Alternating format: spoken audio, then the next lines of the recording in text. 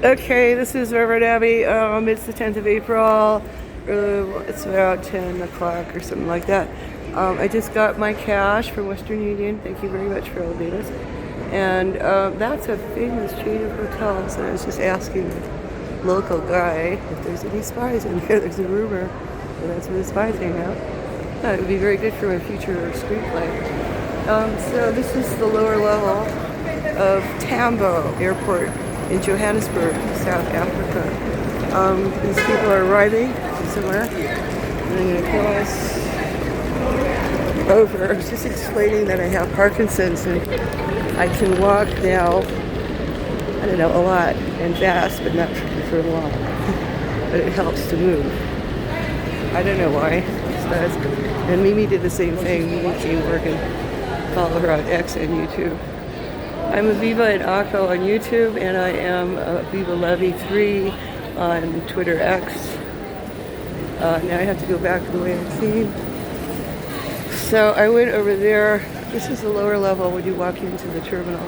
It's a very modern terminal. Now I was singing not at the bottom here, but at the top. And this is built like an amphitheater, almost like a Roman or Greek amphitheater, so that the sound acoustics are wonderful. And my voice in the middle of the night carried, and I could hear every note. It's fantastic. So this is where we are.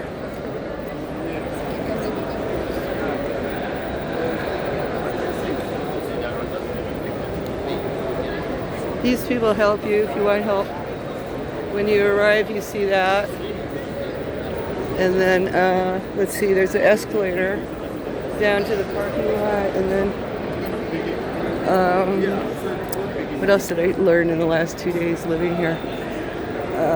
Well, you know, when I stay at a hotel, I can invest in gold coins at Hamadi Doha Airport, which is why I want to go through there. It's the best, cleanest, safest, hugest, biggest indoor mall, calling it itself an airport that I've ever seen in my life. I've been traveling since age 5.5. I left. My birthplace was in Los Angeles, California. Don't hold it against me. Parents dragged me to Honolulu, Hawaii. And the rest is written somewhere on Facebook, and then you can look it up on Twitter. Go to the Wayback Machine, look me up on Google. I talk to Google a lot. I don't really talk. I type fast, and it reads fast. And I take screenshots of everything I don't understand, and I ask it, what the fuck is this?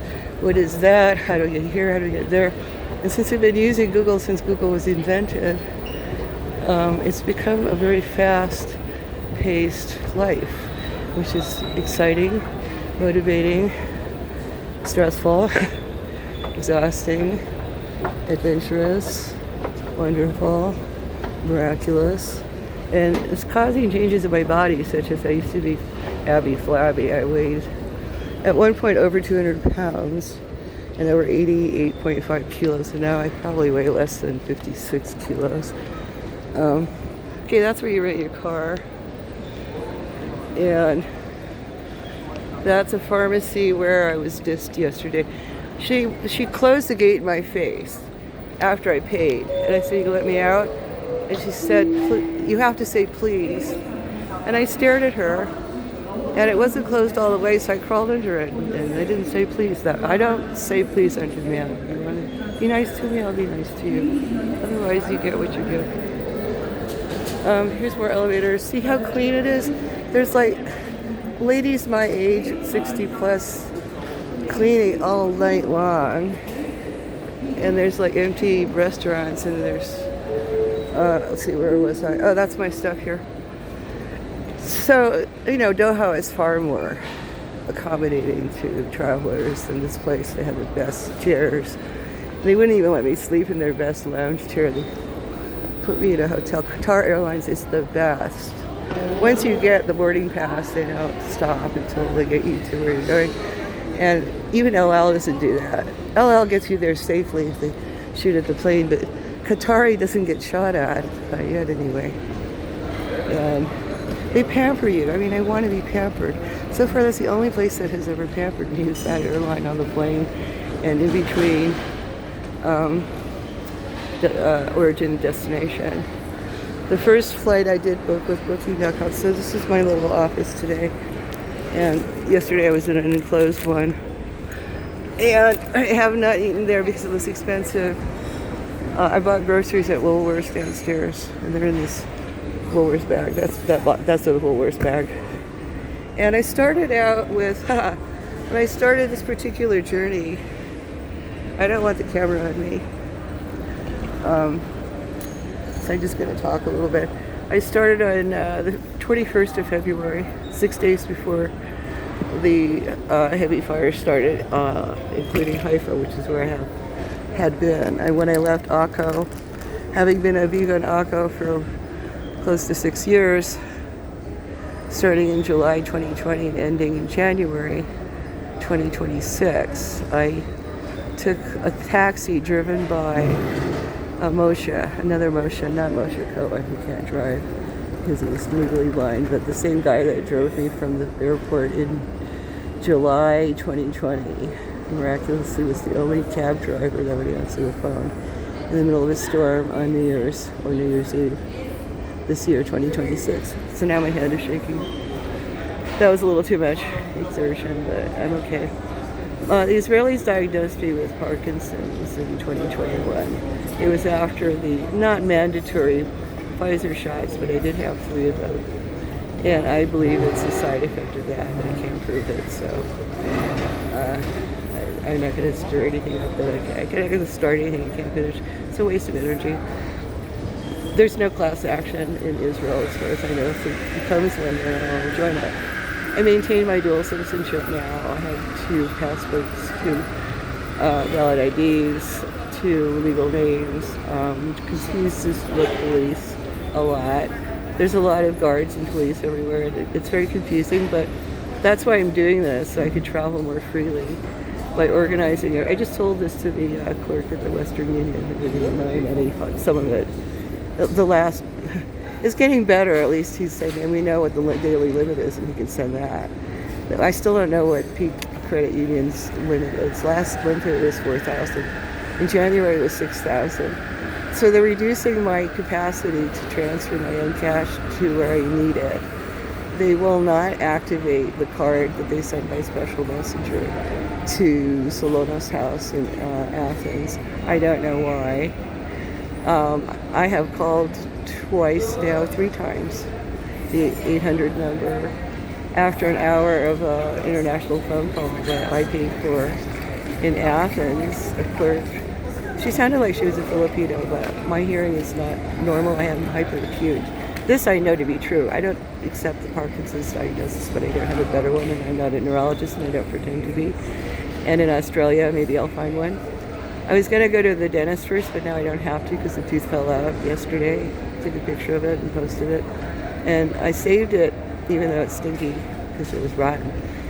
Because it has a real, I think it's what IDF put that gold filling in there. And I showed Google Robot, the AI, Gemini is its name at the moment. I showed the AI robot brain the picture, and it said, well, it's not black, so it's not tarnished, so it might actually be gold. So I said, what, do I take it to a jeweler here at the airport? And it said, no, they won't. They can test it and tell you if it's gold or not, and they're going to buy it, because it's a tooth. They don't buy teeth, but you can separate it. Take it to a special place, I guess, where they scrape the gold. They separate the gold from the tooth. And since we don't need the tooth, then we can test the gold and see what level of purity it is. I don't know how to do that, but that's the next thing I want to learn. And I'm going to Perth because it's in Western Australia. I was headed to, originally my plan, I did start a plan. I did have an original itinerary. I didn't just make it up. I'm not just one day at a time, like Wayne from Perth. And I'm not after Wayne from Perth. It just ended up this way. I started following him around the time. I started following him maybe in October last year. And the first video he did was about India. A lady, I think she's Czech or something. And my father's whole family was from Poland, and he was born in Poland. So eventually I'll go to Poland with my Poland file that I put together. while I was sitting in the Aqua Shack learning languages and amusing myself with music and dogs and research and stuff. I did a lot of research there, and I didn't walk. I sat on my ass and I ate. And then 2 years ago, I started eating better and exercising more, and that's when I got the dog. And so the dog sort of led to my recovery, you could say. I needed to get her. She needed exercise, I thought, more than I did, but it turned out I needed it more than she did. And she needs somebody else to exercise her because she's stronger than I am at the moment still, but it's changing quickly. And I'm learning that the more I use my body, this is also what I observed from Mimi King Morgan's adventure and experience, is that she also had a Parkinson's diagnosis. And I saw her videos on YouTube, I don't know, maybe a year and a half, around the same time that I discovered Fiasco da Gama, who is about my age. We're about 6 or 7 years apart. He's actually the same age as Moshe Cohen, which is the Airbnb landlord I had in Akko when I first got back to Israel after 50 years of not being in Israel but still being an Israeli citizen, and sorting that out over a few months with the foreign ministry while I was waiting during COVID in Casablanca in northern Africa. So this is my second trip to Africa, and in northern Africa they don't speak English, they speak French, and so I do speak French, but my English is better, and I need medical records, and I did get some medical records there in French, but it's better if I have them in English.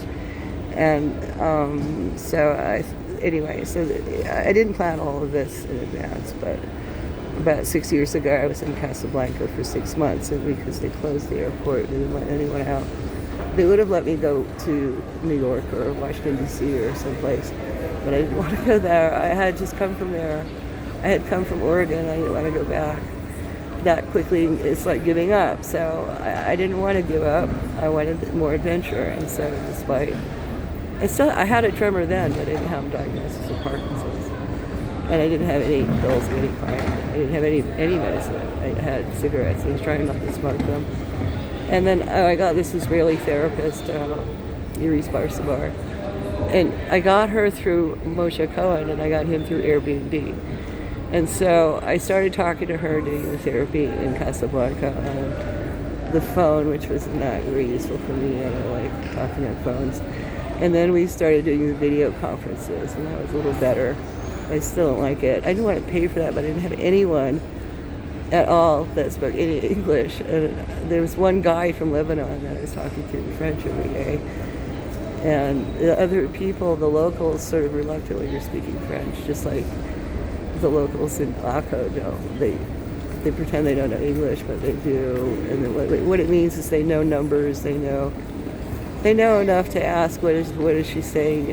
And that if you do enough Duolingo, then you'll get to be the same in any language, where you can pick out the gist of what they're saying and ask somebody the right questions, or record it and ask the AI what is they say, and then they can translate it. And you just have to get the gist of what they're saying. You don't have to get every word.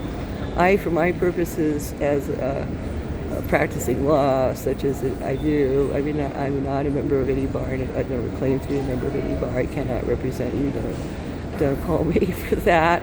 I can't represent you. I cannot take your case to anywhere. But what I can do is organize access issues that we all have in common, like ramps, where there's no ramps, and you can't get up the stairs because you're old and you have Parkinson's or something. You need a wheelchair. Where's no elevator? Where's the elevator? This sort of thing. Elevator closes on your wheelchair. That happened at the Dan Panorama. The other access issue is dogs. I need a dog, a service dog. I'm much calmer when I have a service dog. The dog calms me down and keeps people at a distance. What happened this morning was they're not cops, they're the yellow vest people here. And it's no connection with the French dissidents movement of a few years ago.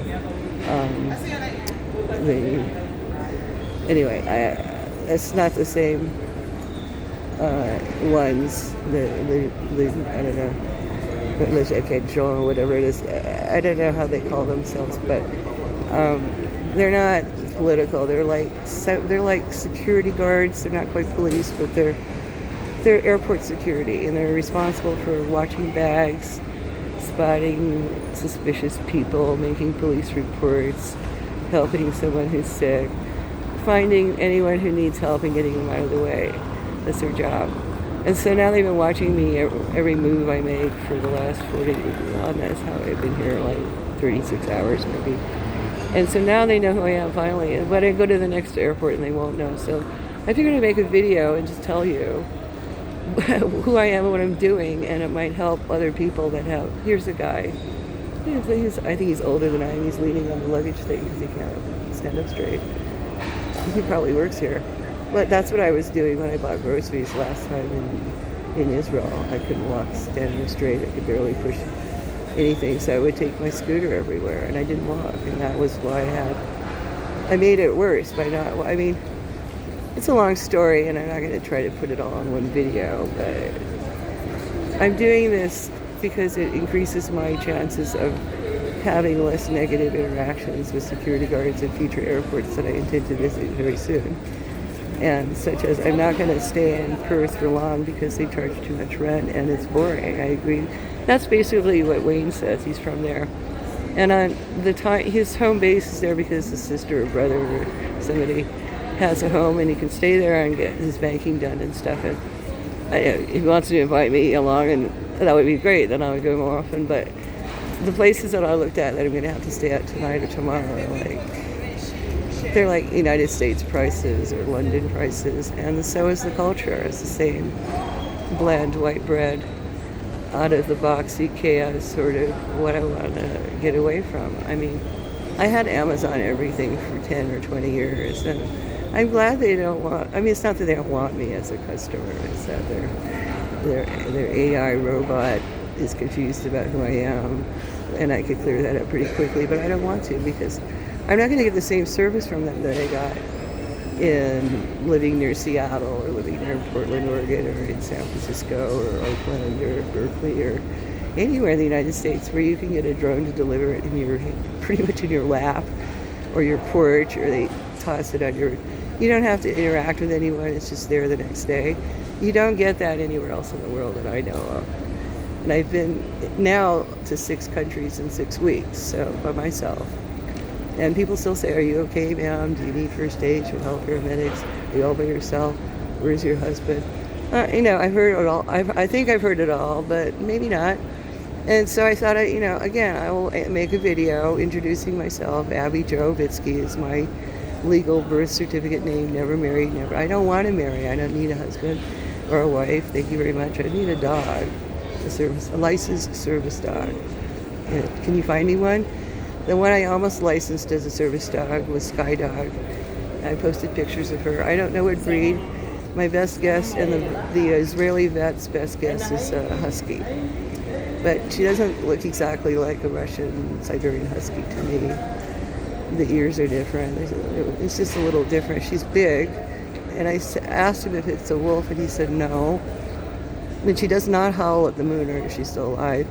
I had her for over 2 years, and I did the best I could, and I chipped her, and I vaccinated her, and I got her a new vest, and she's healthy and very strong, and wants her freedom. Who can blame her? We had a lot of discussions in Dan and Ishaya's backyard that I rented for over 5 years in Akko. That's why I called the channel Aviva in Akko.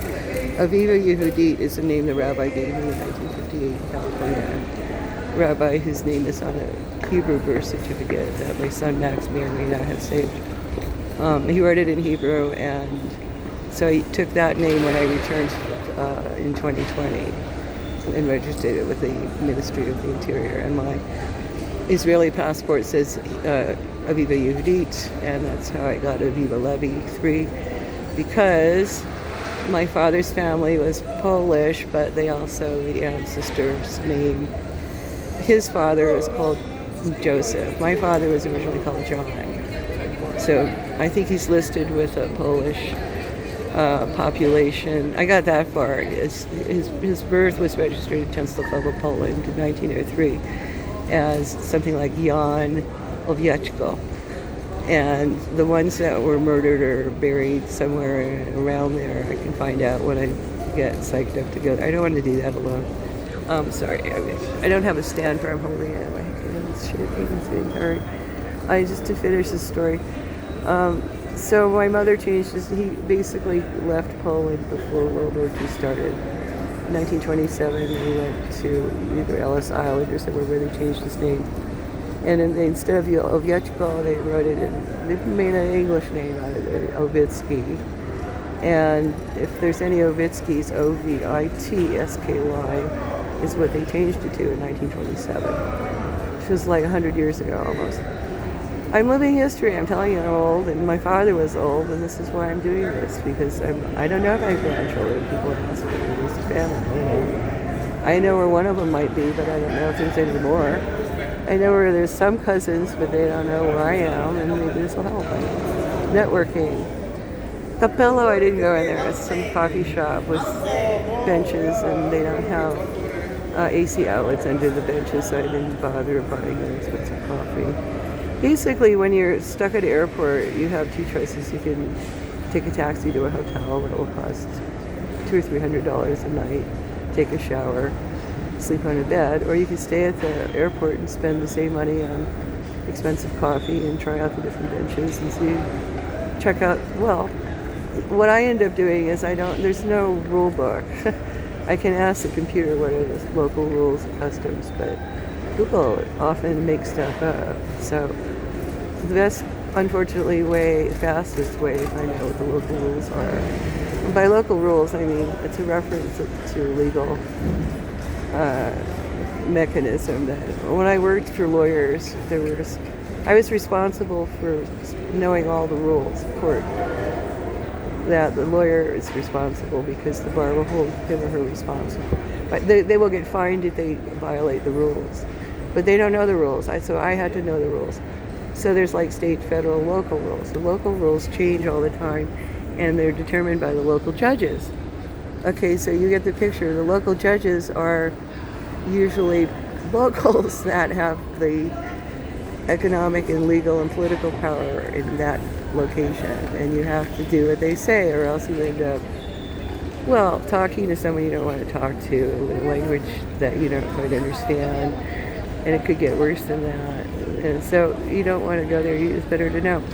So you could try asking the robot, but I don't know, you could watch YouTube, or it's faster if you just do whatever you want to do and see what happens, and then make a movie about it, or take photos, or do whatever you do, talk to your therapist. Or I usually write about it. Now I talk to Google about it right away, because Google is my therapist, my analyst, my financial advisor, my secretary. I'd like to get humans to do some of these things, because Google can't give me a neck rub. Google can't draw a bath with the right temperature water so I don't spend 5 minutes standing on shaky legs trying to get it right. Google cannot organize my day and call a driver or drive the car that I'm going to buy if my legs are shaky. Google cannot get me past security quickly so that I don't have to make a drama ordering. Sometimes I think I'm okay, and then my legs give out at the last minute and I can't get to the gate in time. And then I sit down, and eventually police come and I tell them who I am. And after a given amount of time, depending on how cooperative we both are and what mood we're both in, since they're human and I am too, eventually I get a wheelchair and I get on the flight. But this does mean it's helpful to stay in the airport, because if I go to a hotel, then I need more taxis and more talking and more interactions with strangers to get back to the place I'm supposed to be to depart. So for me, it's more convenient to just stay on the bench and figure out what they want me to do and do it, so they don't kick me out of the airport. That would cost more in the long run, and it would be more stressful, because all the help I need is right here. I just have to figure out who to ask and how to ask. And Google is very good for that. I mean, you may get a word here or there wrong because of the innuendo or the local. They don't tell you how to pronounce anything. I mean, that's a big missing piece in all of these learn a language by yourself online for free gizmo things. But for me, that's one of the things that I did during all those isolated months that I was in the shack in Akko to amuse myself. I use Duolingo, it's free, and then there's another one, Busuu or something, and I just learned all of them. And I already had studied a lot of them in college and university, and for fun. And I like it because that way I can read the signs at least, even if I can't understand what they're saying. And sometimes if they slow down, I can understand what they're saying. And not only that, if I write it out and practice how Google thinks it's supposed to sound, I get close enough, and then they laugh at me and tell me how it's supposed to sound, and then try to slow them down and get the volume right. And if they're patient and I am, then I'll learn. And another thing I can do is record it and tell Google how it's supposed to sound, and then put a GPS coordinate in there so Google is updated to how the dialect in the local place at that particular location is supposed to sound. Because, for instance, South Africa, okay, they speak English, do they? Well, not exactly. It's more like a pidgin. Zulu, Zinglish or something is what I'd call it. Case in point, I said, where do I turn left to go to the bank? That it's supposed to be like 2 blocks from here, and this went on all day the 6th of April in the rain during a storm which knocked out the electricity, as far as I know, in the host city of Johannesburg. There was no traffic lights. It was total chaos. That's the main reason I want to leave. If that can happen in a city this size, there's something wrong somewhere. And this I thought was far enough away from the war in Iran, so it's not that, but I don't know, a storm, there wasn't that big of a storm, and there was no electricity for hours. And nobody knew when to cross the street, and I was very scared. I can't run that. I mean, I did set a new record on the 6th of April running away from cars. That could have killed me, because I wasn't even in a wheelchair. They would have just smashed me like a bug. And because there were no lights, I didn't know when to turn, and I didn't know when to walk. And so dodging them, and then I was exhausted, and I sat under a tree and made a film, and I don't know how I posted that. I thought I posted everything I made yesterday on YouTube. But this explains, well, one of them is mostly dark because it was in my pocket, and I apologize for that. I don't know how to edit.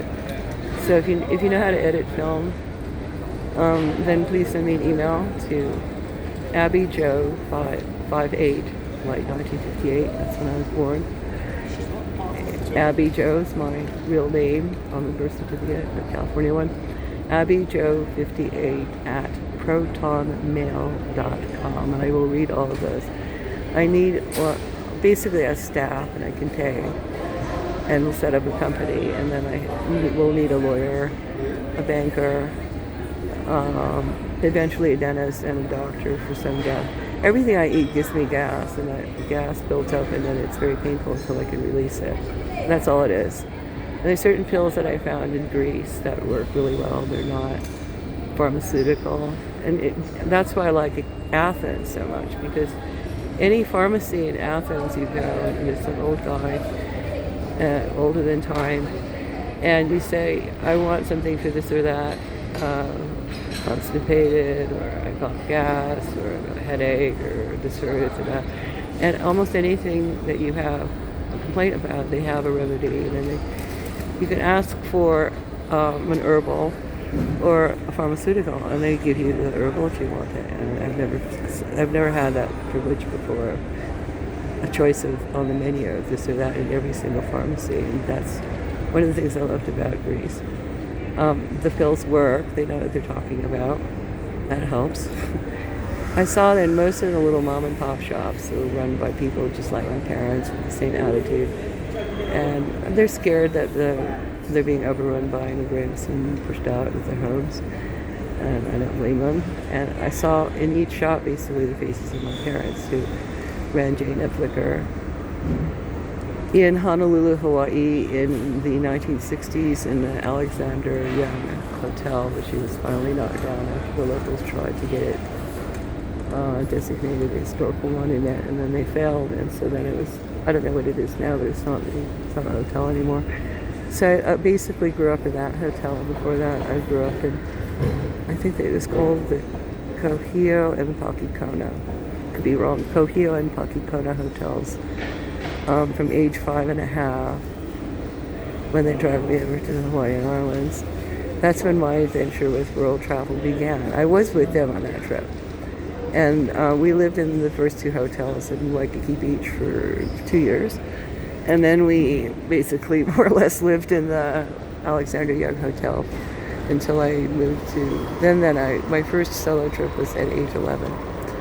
when I got lost at Heathrow Airport and started taking interest in things British. In any event, so that was the first, terrifying, stressful, scary, what do you do next kind of situation at age 11 was the first time that happened. They could have tagged on me around my neck like a piece of luggage and put me on the plane and asked me what I want to eat, and then they forgot about me when the plane landed.